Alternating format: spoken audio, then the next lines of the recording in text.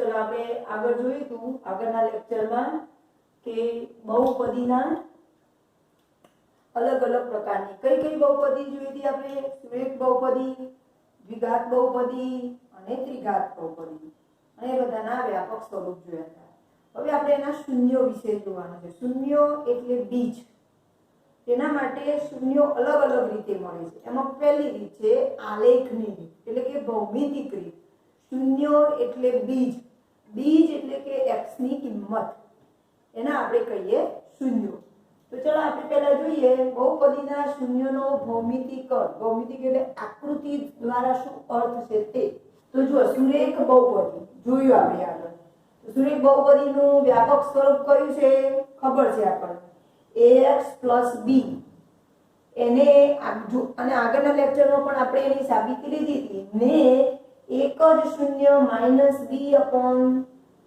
-b/a છે એ કેવી રીતે આપણે લીધું તો એ ગણતરી કરી ફરીથી બતાવું છું જેથી તમને ખબર પડે ax + b = 0 લેતા તો યો ચલ કયો છે આપણો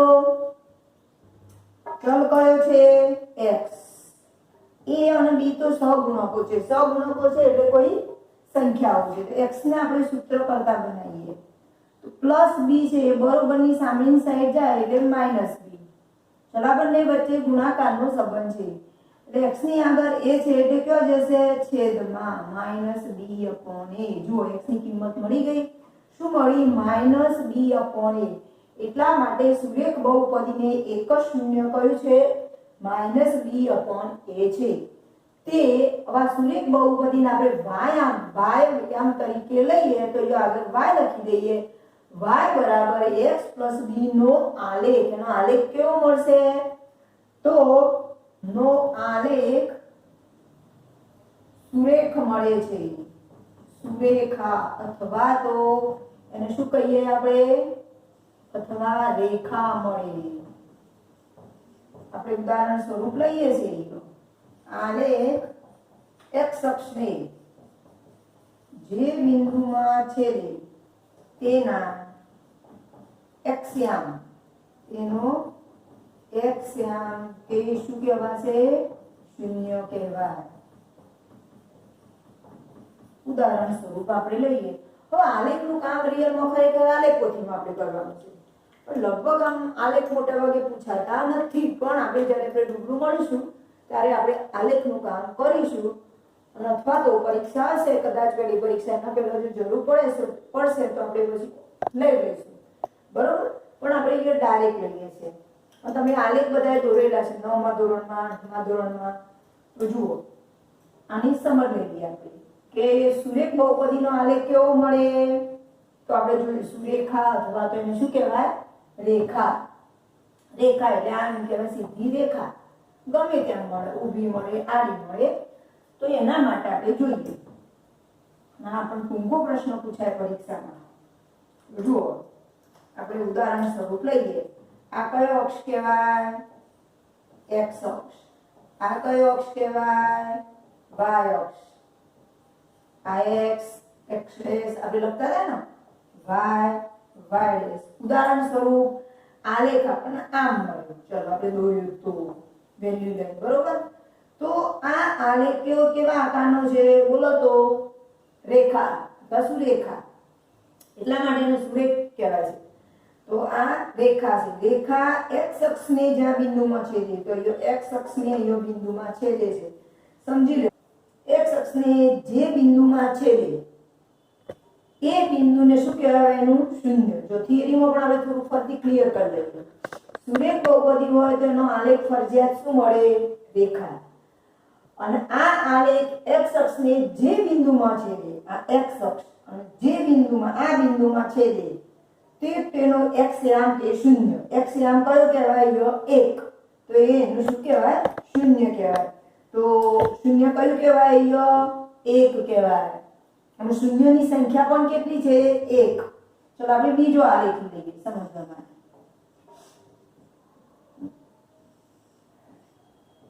આ x અક્ષ આ y અક્ષ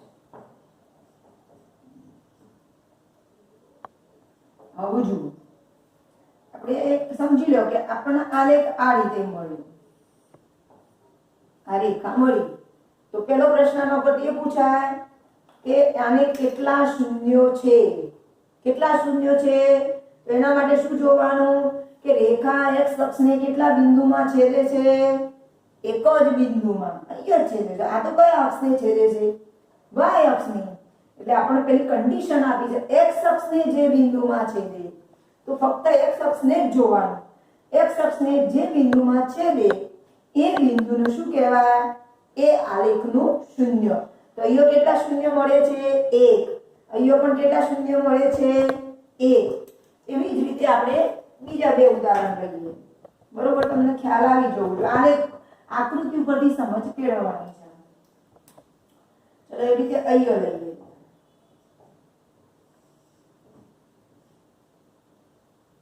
એક લઈએ આપણે 1 2 3 આપણે -1 -2 1 2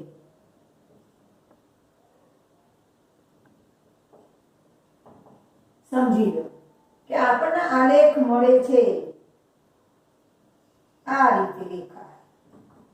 આ રેખા મળી. તો આના ઉપરથી આપણને બે પ્રશ્નોના જવાબ મળે કે ભાઈ આનો આલેખ કેવો છે? તો નંબર 1 જવાબ રેખા છે, આપણને દેખાય છે. બીજો જવાબ કે કેટલા શૂન્યો મળે? 1 મળે, 2 મળે. તો એના માટે શું જોવાનું? તો આ આલેખ x અક્ષને કેટલા બિંદુમાં છેદે છે? 1 કે 2 કે 3? તો અહીંયા ફક્ત કેટલા બિંદુમાં છેદે છે? 1 જ. એટલે શૂન્ય કેટલા મળે છે? 1 જ. નંબર 3 પ્રશ્ન, આ આલેખનું શૂન્ય કયું છે? અથવા તો આ જે સુરેખ બહુપદી છે એનું શૂન્ય કયું? તો જે બિંદુ આગળ છેદે એ એનું શૂન્ય. તો x ને કયા બિંદુમાં છેદે છે? -1. માટે આનું શૂન્ય કયું કહેવાય? -1.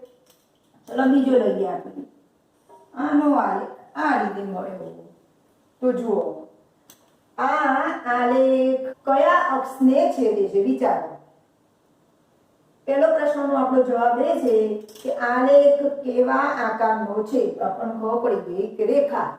નંબર 2, આલેખ આ બહુપદીના શૂન્ય કેટલા? હવે તમે વિચારો. પેલી કન્ડિશન બરોબર આપણે યાદ રાખવાની, x અક્ષને જ છેદવો જોઈએ. તો બોલો આ આલેખ x અક્ષને છેદે છે? ના, આ તો y અક્ષને છેદે છે. તો આપણે x અક્ષને જ છેદવો જોઈએ. તો એ x અક્ષને છેદતો નથી, માટે આ બહુપદીને કોઈ શૂન્ય નથી. કારણ કે x અક્ષને છેદે તો જ જોવાનું, આપણે y અક્ષમાં જોવાનું નથી. ખબર પડી ગઈ? ચલો આમાં આપણે બીજું લઈએ. બરોબર ક્લિયર કટ તમને ખબર પડવી જોઈએ. આપણે આ આલેખ લીધું. તો બોલો કેટલા શૂન્યો? આ આલેખ x અક્ષને કેટલા બિંદુમાં છેદે છે? તો જો આ આલેખ x અક્ષને ફક્ત એક જ બિંદુમાં છેદે છે, એટલા માટે શૂન્યો કેટલા થયા? 1. આ તો કયા અક્ષને છેદે છે? y અક્ષને. માટે આનું શૂન્ય છે. આ શૂન્ય ગણાશે નહીં. સમજ પડી ગઈ હવે? બરોબર. ચલો હવે આપણે આ જ રીતે આપણે દ્વિઘાત બહુપદી માટે લઈએ. તો દ્વિઘાત બહુપદીનો આપણે વ્યાપક સ્વરૂપ કયું છે? આપણને ખબર છે, આગળ લઈ લીધેલું છે. ax2 bx c, જ્યાં a is not equal to 0 ને અનુરૂપ સમીકરણ આપણે અહીંયા આગળ y લખી દઈએ. y બરાબર ax2 bx c નો આલેખ કેવો મળશે? પરવલય. તો આપણે પરવલય વિશે જોઈએ કે પરવલય એટલે કેવો આલેખ. તો પહેલો પોઈન્ટ આપણે નોંધી દઈએ. આ મેઈન પોઈન્ટ આપણો કેવો? પરવલય. હવે આપણે પરવલય એટલે શું એ આપણે જોઈએ. ચલો પરવલય એટલે આ રીતનો આલેખ. આ y અક્ષ, આ x અક્ષ, x y પરવલય એટલે આ જે વક્ર. આને શું કહેવાય? પરવલય. તો જુઓ સુરેખ બહુપદીનો આલેખ કેવો મળ્યો? રેખા. દ્વિઘાત બહુપદીનો આલેખ કેવો મળ્યો? પરવલય. હવે એમાં બે કન્ડિશન છે કે પરવલય, આ જે પરવલય છે એ નીચે તરફે હોય અથવા આમ ઉપર તરફ પણ હોય. તો એના માટે કઈ કન્ડિશન છે આપણે જોવાનું છે. તો અહીંયા પહેલી કન્ડિશન છે ઓકે ચલો કન્ડિશન પછી લઈએ, પણ આપણે એ લઈએ કે આ બહુપદી ના શૂન્યો કેટલા મળે, શૂન્યો અને કયા કયા મળશે એ પણ પછી આપણે બીજા આલેખમાં લઈએ. પહેલા કેટલા મળે, તો કેટલા મળે છે વિચારો.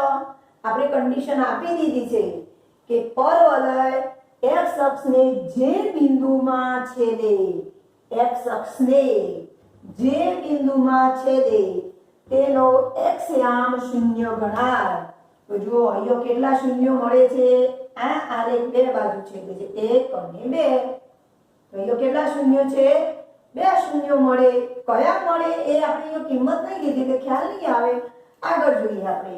ચલો આવી જ રીતે તો કેટલા શૂન્યો મળ્યા, આમાં બે શૂન્યો મળ્યા. ચલો એ રીતે બીજી આકૃતિ આમાં લઈએ આપણે. ચલો આ રીતે હોય તો કેટલા શૂન્યો મળે છે, આ પરવલય x અક્ષને કેટલા બિંદુમાં છે તે 1 અને 2 એટલે કેટલા શૂન્યો મળ્યા, બે શૂન્યો મળ્યા. તો આલેખ આ રીતે પણ હોઈ શકે, હું જેટલી દોરું છું એ પ્રમાણે શક્યતાઓ હોઈ શકે. ચલો ઘણી વખત આમ પણ મળે. તો આ જે પરવલય છે x અક્ષને છેદે છે ના, તો આનો એક પણ શૂન્ય છે નહીં. તમે ચોપડીના ઉદાહરણમાં જોશો તો તમને ખ્યાલ વધુ આવી જશે. પછી બીજા નંબરમાં આપણે આલેખ આ રીતે દોરીએ, સમજી લો કહીએ 1 અને 2 છે. બોલો આ પરવલય x અક્ષને કેટલા બિંદુમાં છેદે છે, એક જ બિંદુમાં, એટલે આના શૂન્ય કેટલા મળશે 1. અને શૂન્ય કયું મળશે, તો એ જવાબ મળી ગયો. કયું મળશે 2. ચલો એવી જ રીતે આ રીતે પણ હોઈ શકે. બોલો શૂન્યો કેટલા મળશે વિચારો.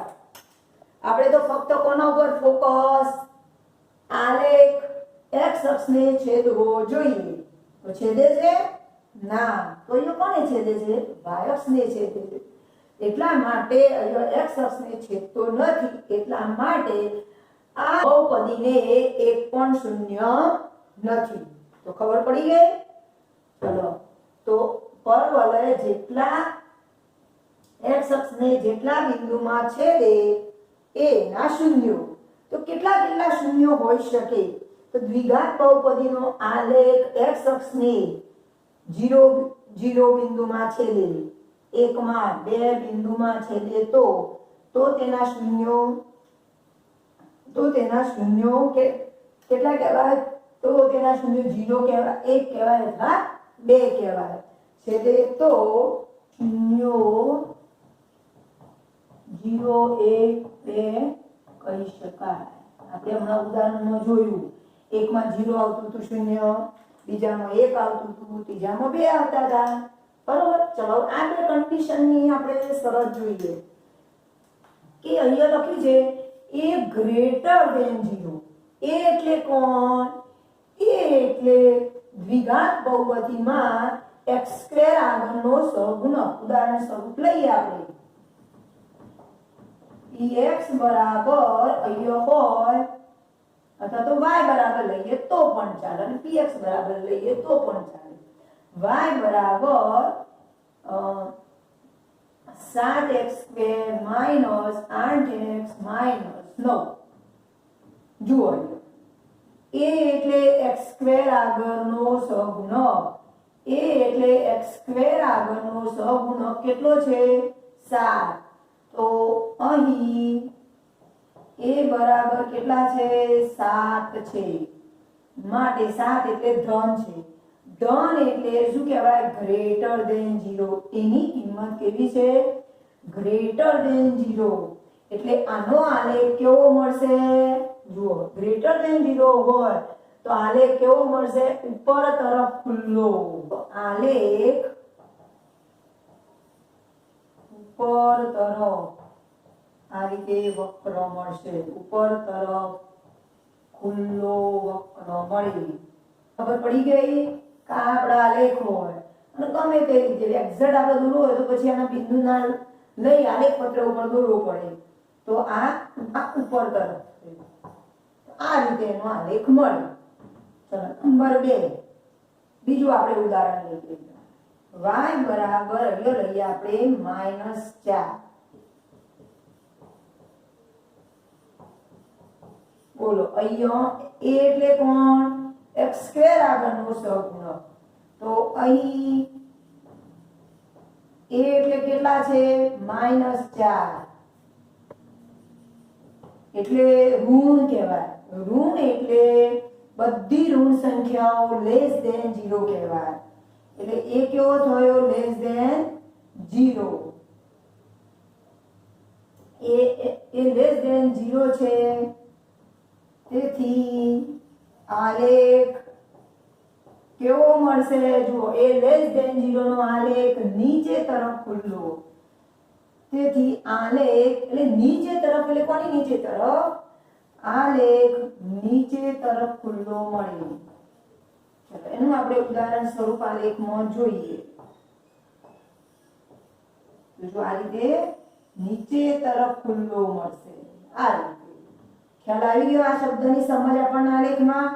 અને વધુ તમારે હજુ આમાં આલેખ ઉપરથી આપણે જે જવાબ મેળવવા હોય તો તમારે ચોપડીની અંદર આપણે ઉદાહરણ તમને આપેલા છે પેજ નંબર 21 ઉપર વિકલ્પ 1 વિકલ્પ 2 બરોબર. અને પછી ઉદાહરણ 1 આપ્યું છે.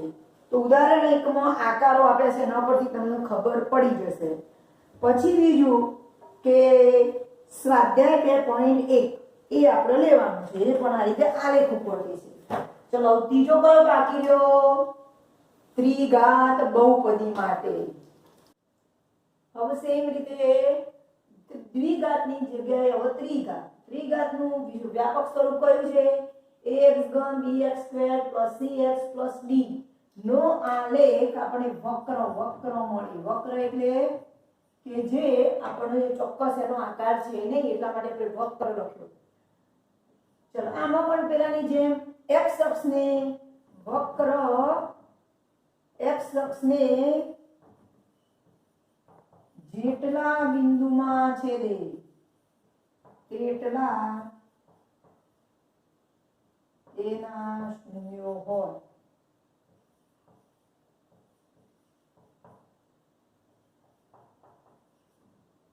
અને x યામ ઉદાહરણ સ્વરૂપ આપણે આલેખ ઉપરથી ખબર પડી જશે. ચલો આ કયો થયો? x અક્ષ. આ y અક્ષ. જુઓ ત્રિઘાતનો કેવો આલેખ આવે છે તે ઘણી વખત દેખો. બોલો આ રીતે વક્ર આવે. કોઈ ચોક્કસ આકાર નહીં એટલે આપણે એને વક્ર કહીએ છીએ.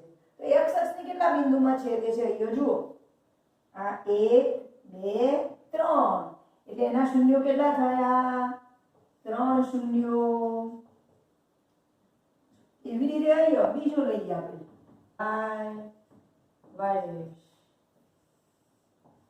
x ચલો અહીંયા આપણે કેટલા શૂન્યો મળ્યા? શૂન્યો મળે છે. વક્ર કેટલા x અક્ષને કેટલા બિંદુમાં છેદે છે? 1 અને 2 એટલે કેટલા શૂન્યો મળે? 2 શૂન્યો મળે. પછી આ રીતે પણ આવે આ y અક્ષ આ x અક્ષ y અક્ષ ઘણી વખત આ રીતે પણ મળે. બોલો આને કેટલા શૂન્યો મળશે? આને કેટલા શૂન્યો મળશે? આ વક્ર x અક્ષને એક પણ બિંદુમાં છેદતો નથી માટે શૂન્ય કેવું છે? 0 શૂન્ય છે. એટલે કે શૂન્યો મળે નહીં. ચલો ખબર પડી ગઈ ત્રિઘાત બહુપદીમાં આ ભૌમિતિક અર્થ થયો. બરોબર મેઇન પોઈન્ટ આપણે યાદ કરી લેવાના. સુરેખ બહુપદી તેનું વિસ્તૃત સ્વરૂપ ax + b. જરૂરી condition a is not equal to 0. Number 2 દ્વિઘાત બહુપદી. ખાસ આપણને તો આવડવું જોઈએ. મેઇન છે આપણો હાર્દ છે આ ચેપ્ટરનો. px = ax² + bx + c. એમાં પણ જરૂરી condition a is not equal to 0. એનો આલેખ કેવો મળે છે? બોલો કેવો મળે છે? પરવલય. જો એ ગ્રેટર ધેન 0 તો પર વલય કેવો મળે? બોલો, ગ્રેટર ધેન 0 હોય તો ઉપર તરફ, એ લેસ ધેન 0 હોય તો કઈ તરફ મળે? નીચે તરફ. નંબર 3, ત્રિઘાત બહુપદી. ત્રિઘાત બહુપદીનું વ્યાપક સ્વરૂપ ax ઘન plus bx square plus cx plus d નો આલેખ કેવો મળે? વક્ર. અને એના કેટલા કેટલા શૂન્ય હોઈ શકે? તો કેટલા કેટલા હોઈ શકે? 0, આ બે મળે એની જગ્યાએ 1 હોય, 1, 2, 3. તો આમ અલગ અલગ પ્રકારે, પણ વધુમાં વધુ કેટલા શૂન્યો મળશે? 3. તો આના ઉપરથી એક આપણે ત્રણેય માટે એક પોઈન્ટ નોંધીએ. આપણે સુરેખ બહુપદી હોય તો એને કેટલા શૂન્યો મળે? સુરેખ બહુપદીને એક શૂન્ય મળે. વધારેમાં વધારે એમાં તો એક જ મળે છે. પછી દ્વિઘાત બહુપદીમાં કેટલા શૂન્યો મળે? 2 શૂન્યો મળે. વધુમાં વધુ 2. વધુમાં વધુ 2 શૂન્યો મળે. 2 થી વધારે મળે નહીં. 1 મળે, 0 મળે, 2 મળે. ત્રીજું, ત્રિઘાત બહુપદીને કેટલા શૂન્યો મળે? તો ત્રિઘાત બહુપદીને વધુમાં વધુ 3 ઘાત એટલે 3 શૂન્યો. 3 શૂન્યો મળે. જો આપણી બહુપદી n ઘાત બહુપદી હોય, n ઘાત, તો વિચારો, તો એને કેટલા શૂન્યો મળશે? 1 ઘાત હોય તો 1 શૂન્ય મળે, 2 ઘાત હોય તો વધુમાં વધુ 2 મળે, 3 ઘાત હોય તો 3 મળે, 4 ઘાત હોય તો 4 મળે, 10 ઘાત હોય તો 10 મળે. n ઘાત હોય તો એ બહુપદીને વધુમાં વધુ કેટલા શૂન્યો મળશે? વધુમાં વધુ n શૂન્ય મળે. વધુમાં વધુ 3 શૂન્યનો મતલબ શું થાય? 3 થી વધારે નહીં, પણ 3 થી ઓછા. એટલે કે 0 એ શૂન્ય મળે, 1 પણ મળે, 2 પણ મળે અને 3 પણ મળે. એનો અર્થ એવો થાય. આ 2 શૂન્ય મળે વધુમાં વધુ, એટલે 2 થી વધારે નહીં. તો 2 થી વધારે નહીં તો 2 થી ઓછા કયા? 2 અથવા 2 થી ઓછા. તો 0 એ મળે શૂન્ય, 1 પણ મળે અને 2 પણ મળે. ચલો, આ થિયરિકલ પોઈન્ટ આપણે બરોબર સમજી ગયા. હવે આપણે આવતા લેક્ચરમાં આનું આ ઉકેલ જ મેળવવાનું છે, પણ એ જરા આપણે સમીકરણ દ્વારા, સૂત્રો દ્વારા આનો આપણે ઉકેલ મેળવવાની રીત શીખીશું, જે આપણે પરીક્ષામાં આવતી હોય છે. હવે આપણે આપણી એપ ઉપર જ આપણે વિદ્યાર્થીઓ થોડાક જ લીધેલા છે, કારણ કે જ્યારે સમૂહમાં હતું ત્યારે મજા આવતી નહોતી. હવે દરેકનો પર્સનલી ધ્યાન આપી શકું અને પર્સનલી દરેકની તારીખ નક્કી કરવામાં આવશે. કેટલા વિદ્યાર્થીઓએ આ દિવસે હોમવર્ક મૂકવું વોટ્સએપ ઉપર, એટલે હું ચેક કરી લે. હજુ આપણે આ ચેપ્ટરમાં કોઈ હાલ ગણતરી આવી નહીં. હજુ ગણતરી હજુ થિયરી પછી આના પછી આપણે ગણતરી ચાલુ થશે, બરોબર? અને તમે ચોપડાની અંદર સ્વાધ્યાય 2.1 કરી નાખજો, તમને આવડી જશે. આકૃતિ પરથી જ છે ને, બહુ ઈઝી છે. તો ફક્ત કયું કરવાનું છે? સ્વાધ્યાય 2.1 ચોપડીમાં ગણતરી નહીં, તમે જોઈ લેજો એટલે તમને આવડી જશે. ચલો, ઓકે, બધા ધ્યાનપૂર્વક કામ કરજો.